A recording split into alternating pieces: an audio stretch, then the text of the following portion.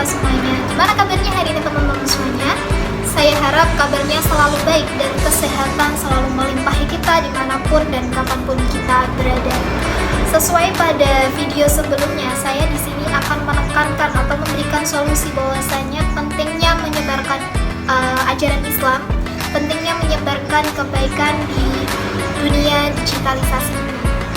Dengan mengambil tema investasi akhirat, menyebar cahaya di dunia maya. Mengapa demikian? Karena menurut saya setiap ilmu yang kita bagikan, setiap orang yang kita berikan pencerahan akan menjadi amal jariah buat kita yang pahalanya itu terus mengalir sampai kita tiada sekalipun. Kini, platform media menjadi alat powerful dan juga celah untuk menyebarkan kebaikan karena media sosial menjadi alat interaksi yang sangat mudah dijangkau.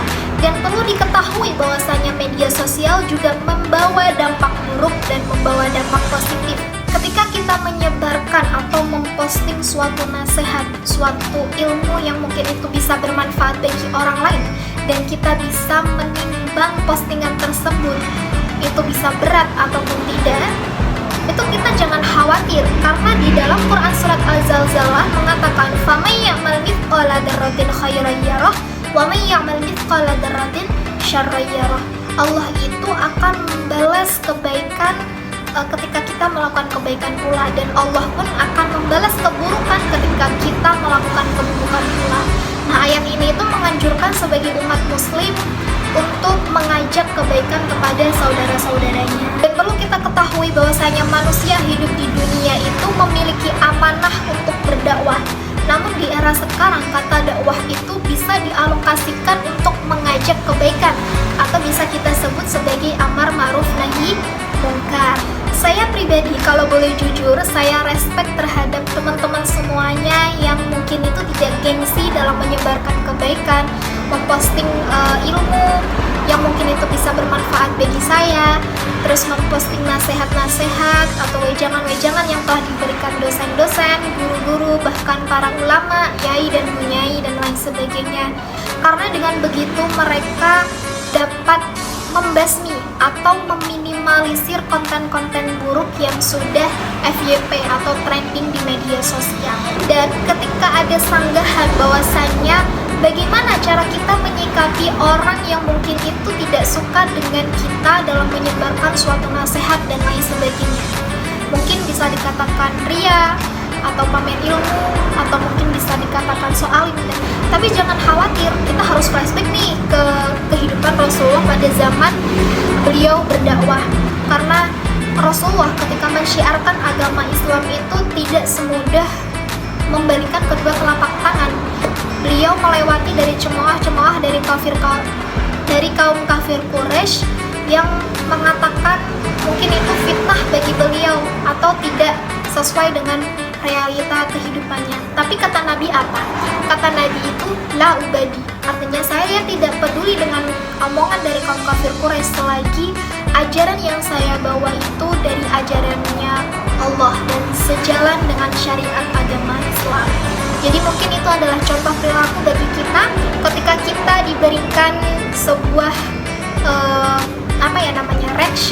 reaksi bagi orang-orang yang mungkin itu tidak suka dengan cara kita dalam menyebarkan ilmu, cara kita menyebarkan nasihat.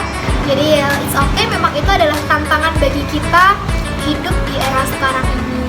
Sekali lagi kita itu harus bangga mengenai postingan-postingan yang mungkin itu merujuk kepada kebaikan, mengajak mereka kepada kejalannya Allah, mengingatkan Allah. Karena manusia itu adalah tempatnya lupa dan salah, dan tugas kita itu mengingatkan mereka untuk zikrullah, untuk kembali ke jalannya Allah gitu.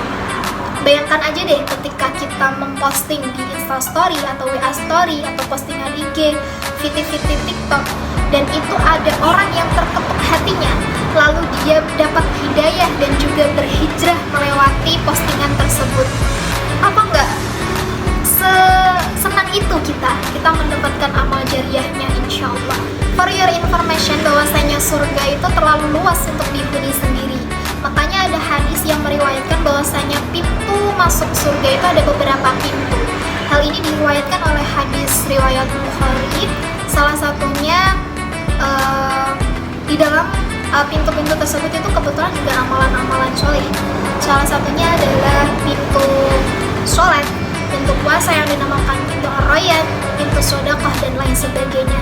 Ketika kita tidak bisa meraih daripada amalan-amalan tersebut, setidaknya ada satu peluang untuk kita tekuni.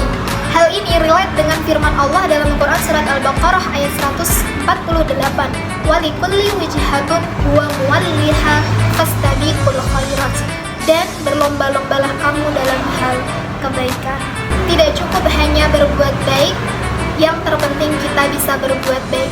Sebaik-baiknya manusia adalah orang yang bisa bermanfaat bagi orang lain.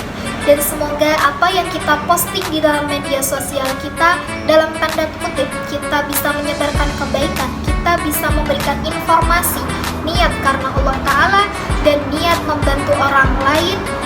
Insya Allah kita akan diberikan pahala yang mungkin itu menjadi amal jariah buat kita. Amin. Dan mungkin itu adalah materi yang bisa saya sampaikan. Saya manusia biasa yang tidak luput dari kesalahan.